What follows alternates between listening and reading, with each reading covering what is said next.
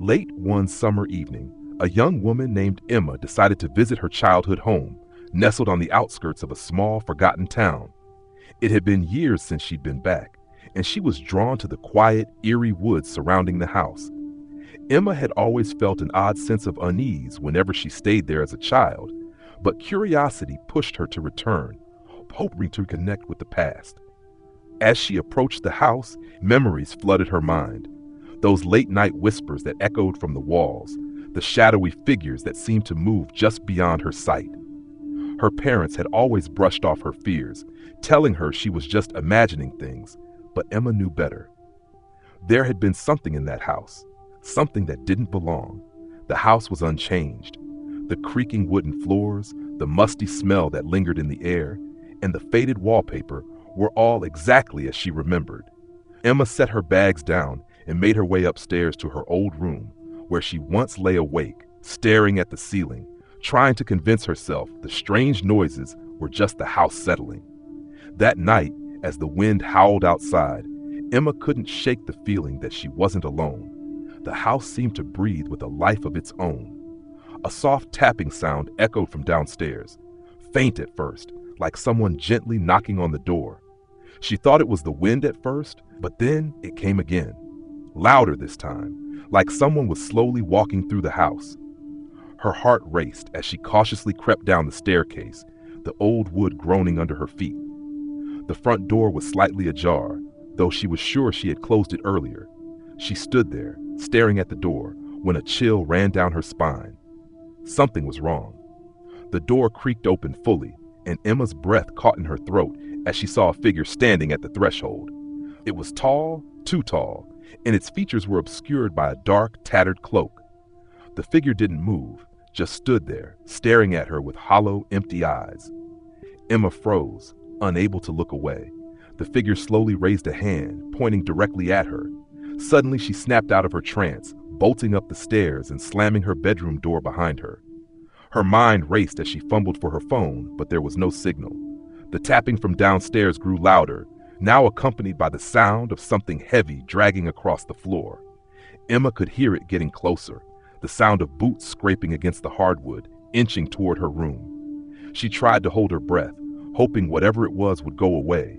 But then from the other side of the door, she heard it, a low whisper, so faint it was almost imperceptible. "Come out!" Panic surged through her as she backed away, her hand desperately gripping the door handle, but it was stuck. The whisper came again, this time clearer. "Come out, Emma! I've been waiting." With trembling hands, Emma pulled the door open slightly, only to be met with the cold, lifeless eyes of the figure. It stepped forward, dragging its feet, the stench of decay overwhelming her senses. And then, without warning, everything went black. The house, the figure, the whispers, they all disappeared. Emma was alone in her room, her breath ragged, the air thick with silence, but she didn't dare move. She had learned long ago that when the night grew quiet, that was when it was the most dangerous. Story number 2. There's a small town in the middle of nowhere, so isolated that few ever pass through.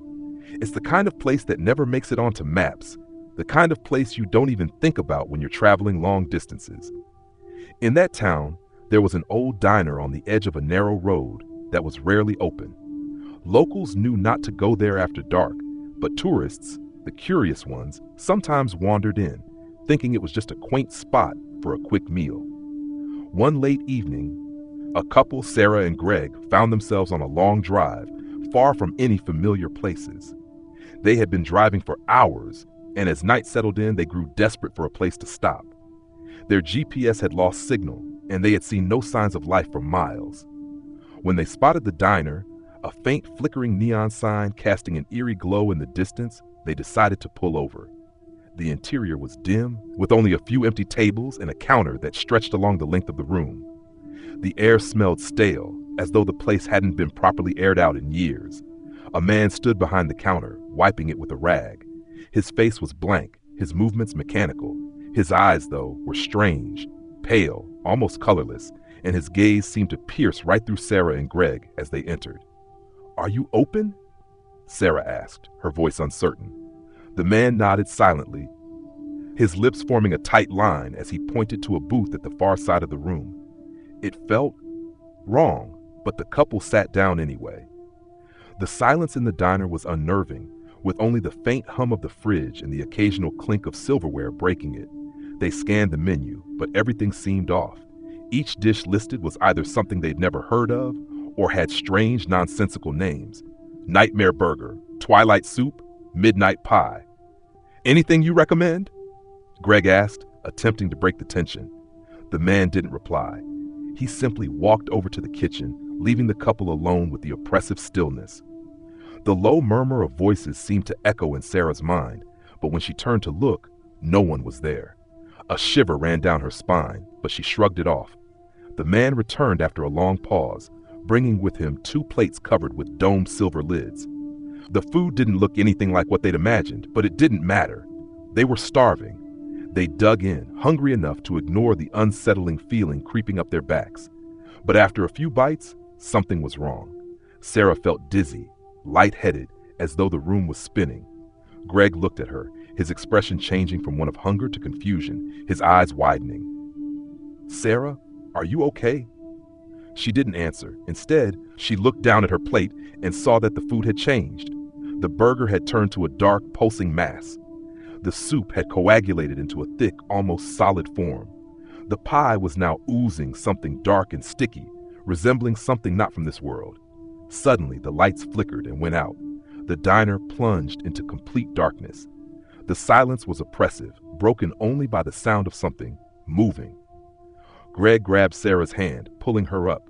They stumbled toward the door, but before they could reach it, a voice, deep and rasping, filled the air. "You shouldn't have eaten." A cold hand brushed against Sarah's cheek, but when she turned, there was no one there. Only the faint outlines of figures in the darkness, their pale, empty eyes staring at her from the corners of the room. The door swung open on its own, and the couple ran into the night, never once looking back. The diner, however, remained, its flickering sign casting long, haunting shadows. No one ever spoke of it, but every once in a while, a stranger would wander into that lonely town and find themselves drawn to the diner at the edge of the road. And they, too, would never be seen again. Story number 3. It was a quiet evening when Alex and his friends decided to visit the abandoned cabin deep in the woods. They had heard rumors about it, a place where strange things happened, where people went in but never came out. Of course, being young and reckless, they dismissed it as just another urban legend. They weren't the superstitious types. They arrived at the cabin just as the sun was setting, the sky painted with dark hues of purple and orange. The woods surrounding it seemed unnaturally silent, not even the chirping of crickets or the rustling of leaves to break the eerie stillness. The cabin was dilapidated, with peeling paint and broken windows, but it had a strange allure.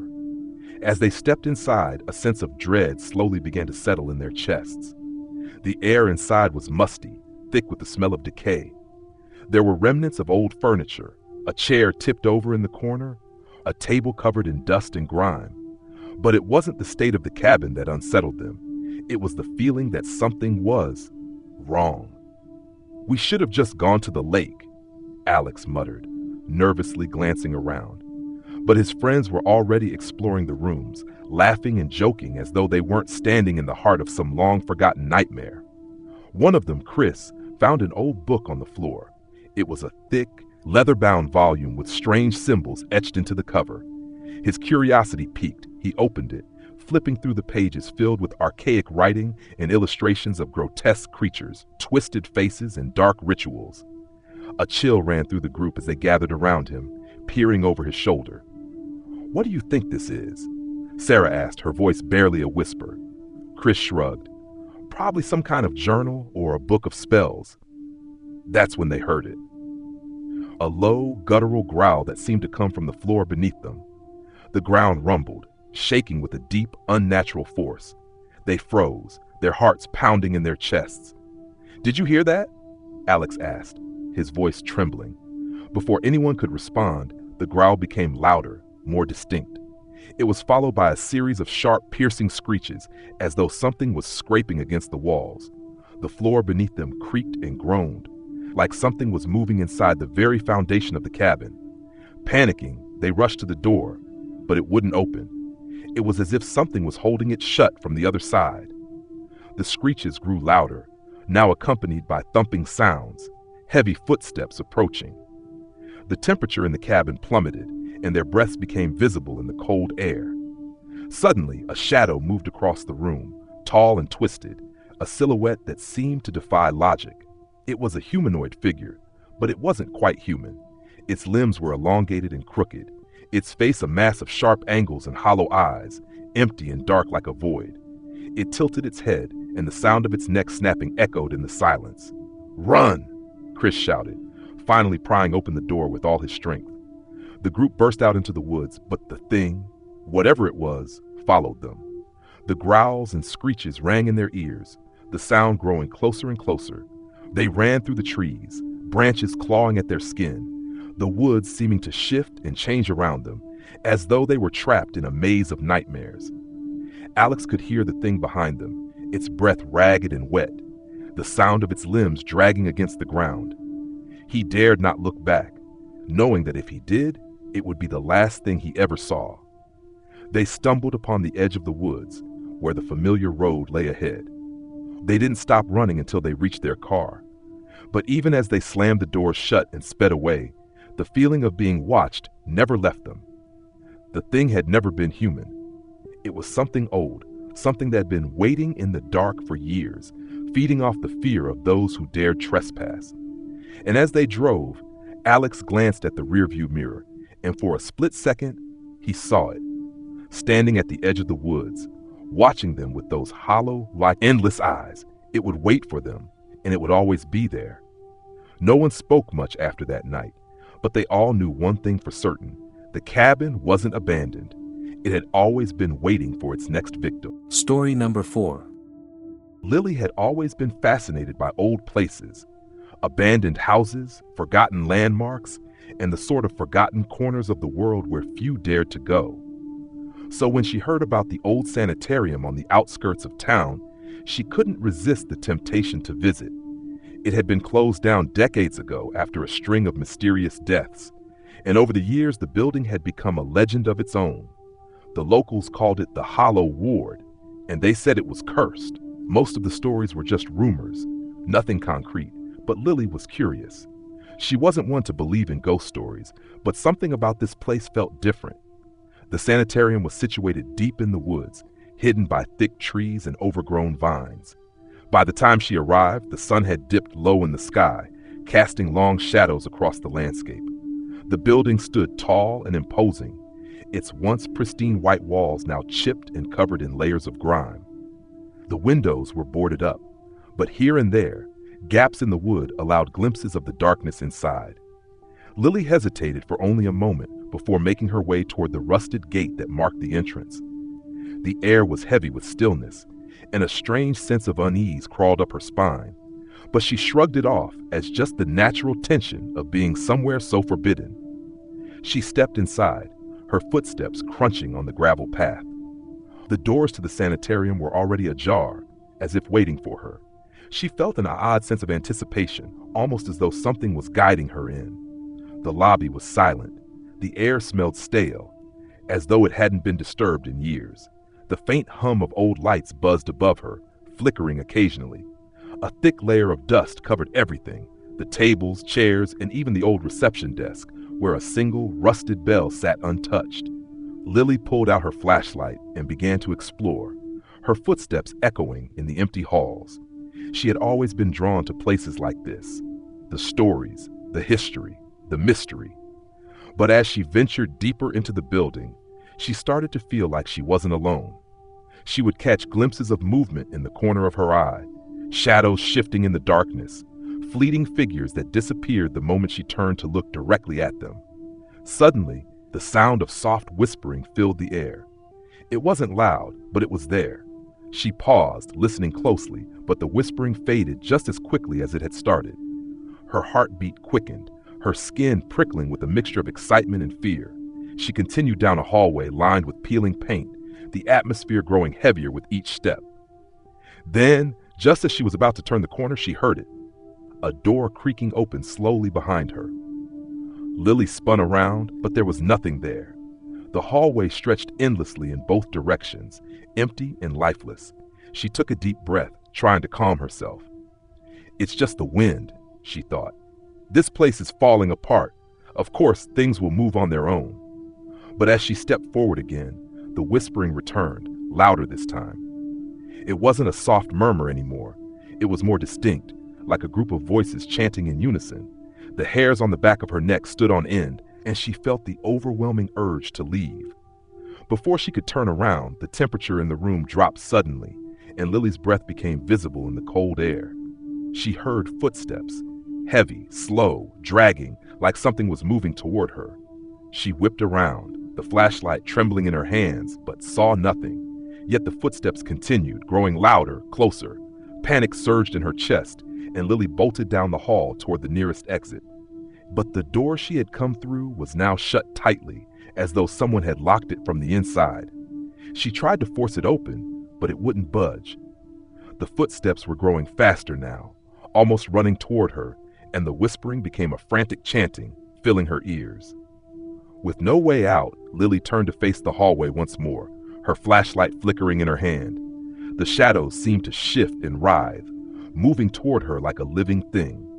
Her pulse raced, and she backed into the wall as the dark shapes took form. Figures that were tall, thin, and distorted, their features twisted beyond recognition. Their eyes gleamed in the darkness, hollow and black as the void. One of them reached out, a hand long and skeletal, its fingers inches from her face. She screamed, slamming her body against the door behind her, desperate to escape. The shadow paused, its dark eyes locking with hers. Then, without warning, it vanished. The chanting stopped. The air grew still. But the feeling of being watched didn't leave. Lily didn't wait to see if the figures would return. She pulled at the door again, and this time it gave way, creaking open just enough for her to slip through. She bolted out into the night, her heart pounding in her chest, not daring to look back. The sanitarium loomed behind her, silent once more, as if nothing had ever happened. Lily never spoke of what she saw that night. But the next day, when she checked the photos on her camera, she found something disturbing. In the corner of one of the pictures, a faint, pale face stared out from the shadows, its eyes dark and empty. The thing she'd run from, it had been watching her all along. Story number 5. A man named Tom had recently taken a job as a night security guard at a massive, old office building in the heart of the city. It was a place with a long history, having been built in the early 1900s, and though it had been renovated multiple times, the place still held an air of age and mystery. The company that occupied it had been around for decades, but no one had bothered to mention the peculiar rumors that surrounded the building. Rumors of strange noises, disappearing employees, and inexplicable events. Tom, being new to the job, was told it was just the usual paranoia. Old buildings creak, the air conditioning system sometimes makes odd sounds, and night shifts tend to make people a little jumpy. He didn't believe in ghost stories or superstitions, so he brushed it off. His shift started at midnight. The building was mostly empty, with only a handful of employees working late on the top floors. The quiet hum of fluorescent lights echoed through the empty halls as Tom made his rounds. His job was simple: check the security cameras, make sure all the doors were locked, and ensure there were no intruders. Around 2 a.m., as he walked through the first floor lobby, something odd happened. He noticed that the light in one of the office spaces flickered on and off rapidly. Thinking it was a malfunctioning light, Tom made his way toward the office to investigate. The door to the office was ajar, which was unusual. He was certain he had checked it earlier, and the lights had been off then. When he pushed the door open, the hairs on the back of his neck stood up. The room was pitch black, except for the flickering light. The shadows seemed to move unnaturally, as if something was shifting just beyond the edge of the light. He stepped inside, trying to shake off the unease gnawing at him. Then he heard it, a soft whisper, so faint it almost seemed like the building itself was exhaling. Tom froze. The whispering grew louder, clearer, until it was unmistakable. A voice, low and guttural, muttered, "Get out!" Tom's heart raced. He backed up slowly, but the door to the office slammed shut behind him with a deafening bang. He rushed to open it, but the handle was stuck, and the whispering intensified. "Get out now!" Panic set in as he struggled with the door, but then, suddenly, the whispering stopped. The door flew open on its own, and Tom stumbled backward into the hall, gasping for air. His pulse pounded in his ears, and his thoughts raced. What the hell was going on? He tried to shake off the fear and continued his rounds, though now every creak and groan of the building sent him into a state of alertness. As he walked through the next hallway, he heard the unmistakable sound of footsteps echoing from behind him. He spun around, but there was no one there. The footsteps grew louder, now moving quickly, as if someone or something was chasing him. Tom's breath caught in his throat, and his feet moved faster, almost as though they were moving on their own. He ran, desperately trying to find a way out, but the footsteps never stopped. They followed him, gaining on him. Finally, Tom reached the elevator. He pressed the button repeatedly, but it didn't light up. He slapped the panel, panic rising in his chest. The footsteps grew closer, and the air around him seemed to thicken, as though something was closing in. He turned to look behind him, and for the briefest moment, he saw a figure. A dark shape, tall and thin, emerging from the shadows at the end of the hallway. Its eyes were pitch black, empty voids that seemed to stare right through him. The elevator door opened with a mechanical ding, and Tom rushed inside, slamming the button for the ground floor. As the elevator descended, he tried to steady his breathing, but the feeling of being watched didn't leave him. He glanced up at the ceiling, and that's when he saw it. In the reflection of the elevator's glass doors, the figure was standing behind him, its empty eyes locked onto his. The reflection was faint, almost like a shadow, but it was unmistakable. It was standing right there, just inches away from him. The elevator door opened on the ground floor, and Tom bolted out, never looking back. He didn't stop running until he reached the security office. The others working the day shift found him there, shaking, drenched in sweat, unable to explain what had happened. The building's management said it was just his imagination. He'd been working too hard, they claimed, and suggested he take a few days off to recover.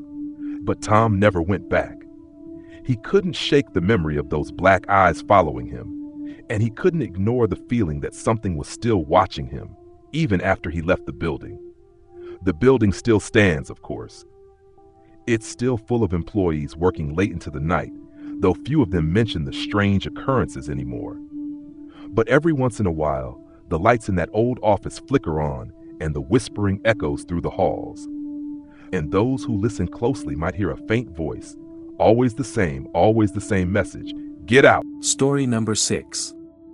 It was a weekend getaway, just a simple retreat from the stresses of everyday life. Emma and her boyfriend Jake had rented a small cabin by the lake in a remote area, far from the bustling city. The place was secluded, no neighbors for miles, just the dense forest surrounding them. The cabin was old but charming, with a rustic feel that added to its appeal. They couldn't wait to relax and enjoy the quiet, peaceful atmosphere. On the first evening, they sat on the porch, watching the sun set behind the trees, casting a warm golden hue over the lake. The air was crisp, the kind of cool that only comes with being deep in the woods. As the night crept in, the forest came alive with sounds: the rustling of leaves, the distant hoot of an owl, the occasional splash in the water.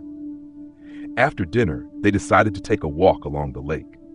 The moon hung low, casting a pale light over the water. The path was narrow, winding through the trees, and there was no sound except for their footsteps. But as they walked, Emma couldn't shake the feeling that they were being watched. Every now and then, she would catch a glimpse of movement from the corner of her eye, shadows flitting between the trees. She brushed it off as her imagination, but it gnawed at her. "Do you feel that?" she asked Jake, her voice barely above a whisper. He nodded, glancing around. "It's just the forest. It's probably just some animals. Let's keep going." They continued walking, but Emma's unease grew. She noticed the shadows in the trees seemed to grow longer, darker, as though they were reaching toward them. It wasn't just the normal shifting of branches in the wind. These shadows were wrong, unnatural. Just as they were about to turn back, Emma heard it, a faint whisper, a voice carried on the wind. She stopped, her breath catching in her throat. "Did you hear that?" she asked, panic creeping into her voice. Jake turned to look at her, his face pale. I thought I heard something too. The whisper came again, clearer this time, but still distant, as if calling from deep within the forest. "Stay with us." "Who's there?" Jake shouted, his voice trembling now. There was no answer, only the sound of the wind rustling through the trees, but the atmosphere had shifted. The air felt heavier, colder, and the shadows seemed to move with purpose, following them as they hurried back to the cabin. When they reached the cabin, they bolted the door behind them, trying to calm their racing hearts. The fire in the hearth crackled, casting flickering shadows on the walls. But the unease wouldn't leave. It felt like the very walls of the cabin were closing in on them, pressing down on them with an invisible weight. They tried to brush it off and settle down for the night. But sleep was impossible. Every creak of the house seemed louder than it should have been. Every gust of wind sounded like a whisper, and every shadow in the corner of the room seemed to stretch toward them. Around 3 a.m., Emma woke to the sound of footsteps outside the cabin. She held her breath, listening intently. The footsteps circled the cabin, slow and deliberate, like someone or something was pacing outside. Then the whispering returned, low and guttural. "Let us in." Emma's heart pounded in her chest. She turned to Jake, but he was fast asleep, oblivious to the sounds outside. Desperate, she grabbed her phone to call the authorities, but the signal was gone. There was no way to reach anyone. The whispers grew louder, coming from all around the cabin now, as if 100 voices were chanting in unison. "Let us in! Let us in! Let us in!" The door handle rattled. Emma leapt out of bed, grabbing Jake by the arm and shaking him awake. "Jake, wake up! We have to leave now!" Jake blinked, confused and groggy. "What's going on? What are you talking about?" "The door! Something's out there! We need to go now!" But before they could react, the door burst open with a deafening crash. The figure standing in the doorway wasn't human. It was tall and gaunt, its skin pale and stretched tightly over its bones. Its eyes were hollow, black voids that seemed to suck in the light around them. The air around it seemed to warp, and the shadows in the room twisted, pulling towards it like magnetized metal. The thing stepped into the cabin, its mouth opening in a slow, unnatural grin. Its voice, a chorus of multiple whispers, echoed in their ears. "You shouldn't have come." In that moment, everything went black. Emma and Jake didn't make it out of the cabin. The next morning, when authorities arrived after receiving a missing persons report, the cabin was found empty. There was no sign of struggle, no trace of their disappearance. The door had been torn off its hinges, but the only thing inside was a single piece of paper, scrawled with a message in uneven, shaky handwriting. "It's too late now. You belong to us." No one knows what happened to them, but every now and then, hikers and campers passing by the lake report hearing faint whispers on the wind, the same voices calling from the forest. Stay with us. Story number 7. A group of friends, Sarah, Max, and Olivia, decided to take a weekend trip to a cabin they'd rented near an isolated forest. The area was known for being quiet, with no phone signal and no nearby towns. It sounded like the perfect place to disconnect from the world, and they were excited for a weekend of hiking, campfires, and relaxation. The cabin itself was rustic and charming. It sat at the edge of a dense forest, the trees looming like dark sentinels. They arrived just as the sun was setting, casting long, haunting shadows across the ground. The air had a cool bite to it, the kind of chill that hints at something just beyond your understanding. Still, they brushed it off and began unpacking, eager to make the most of their time away. As night fell, they gathered around the fire pit outside, roasting marshmallows and telling stories. Everything seemed normal, until Sarah noticed something odd. Through the crackling flames, she thought she saw movement in the forest. It was quick, just a flash of something darker than the night itself. She squinted, but nothing was there when she looked again. She chalked it up to her imagination. But then it happened again. This time, she wasn't the only one who saw it. Max, who was sitting next to her, also noticed the shape darting between the trees. It was too quick, too fluid to be an animal, yet too large to be a person. "Did you see that?" Max asked, his voice low. Sarah nodded, her stomach tight with unease. "Yeah, I don't know what it was." Olivia, laughing it off, suggested it was just a deer or some other animal. "Come on, you're both acting paranoid. It's just the forest. Let's relax." But the feeling of being watched didn't fade. It only grew stronger as the night wore on. The shadows in the trees seemed deeper, the air heavier, and the sound of the wind, once gentle, began to carry a faint whisper. Around midnight, they decided to head inside. But as they were gathering their things, the whispering grew louder. Sarah froze, her blood running cold. It wasn't the wind. The voices were too distinct, like multiple people murmuring, calling out from the forest. The language was unfamiliar, an eerie, guttural sound that made her skin crawl. "Do you hear that?" Sarah asked, her voice trembling. Max and Olivia stopped, looking around nervously. The whispering grew louder, and now it wasn't just one voice, it was dozens, all speaking in a twisted, broken language. They could make out words: "Leave, go back, it's not safe," but there was no one around. Suddenly the sound stopped. Silence, not even the wind. In the stillness, the door to the cabin swung open by itself, creaking on its hinges. The three friends stared at the door, their hearts pounding. No one had touched it. The silence stretched out, thick with tension. Slowly, cautiously, they made their way inside, locking the door behind them. Inside, the atmosphere was oppressive, the air thick with something they couldn't quite place. They settled down in the living room, trying to shake off the feeling of dread that hung over them. Olivia, still laughing nervously, suggested they all get some sleep. As Sarah lay in bed that night, she couldn't shake the feeling that something was wrong. The house was unnaturally quiet, too quiet, and the shadows seemed to stretch unnervingly long in the dim light. She turned over, trying to push the creeping fear from her mind. That's when she heard it. A soft tap at the window. Her heart leapt into her throat. She lay perfectly still, straining to listen. There was another tap, followed by a scraping sound, like fingernails dragging along glass. Sarah sat up slowly, her breath coming in shallow gasps. She glanced at Max and Olivia, who were both still sound asleep, oblivious to the noise. She didn't want to move, but the sound continued, persistent, growing louder. With trembling hands, she reached for her phone, praying for a signal. But the screen was blank, no service. The tap at the window came again. And then, the whispering. It was inside the room now. The voices were so close, so clear, they sounded like they were just outside her ear. "Come outside," the whisper rasped. "Join us." Suddenly, the window shattered, the glass splintering across the floor in a violent crash. But there was no one outside. The night air poured in, cold and sharp like it had been waiting. Sarah screamed, waking Max and Olivia. The room was dark, the only light coming from the moon. They rushed to the window, but it was empty. The forest outside was still undisturbed, but the whispering didn't stop. It was now coming from everywhere. In the corners of the room, in the walls, in the floor beneath them. It was all around them, 1,000 voices, murmuring in unison, pulling them closer to the door. "Join us! Come outside!" Max grabbed Sarah's arm, pulling her away from the window. "We need to leave. Now!" They rushed out the door, desperate to escape, but the forest had already changed. The trees were no longer towering, protective giants. They were twisted, bent at unnatural angles, closing in on the cabin, blocking their way. And in the distance, beyond the trees, stood a figure. It was humanoid in shape, but distorted. Long arms reaching down toward the earth, skin stretched too tight over its frame.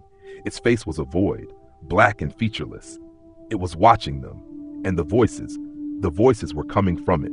With nowhere else to go, the three friends ran through the forest, but the ground seemed to shift beneath them. The path was gone, the forest alive with shadows. The whispers followed, pulling at them, drawing them towards something they couldn't escape. They never made it out of the woods. A search party was sent to look for them the next day, but all that was found were their belongings scattered in the woods. No trace of the three friends, no sign of their footsteps. The whispers, though, still remain, carried on the wind through the trees. And those who venture too close to the woods at night still hear them, faint, distant voices calling, "Join us."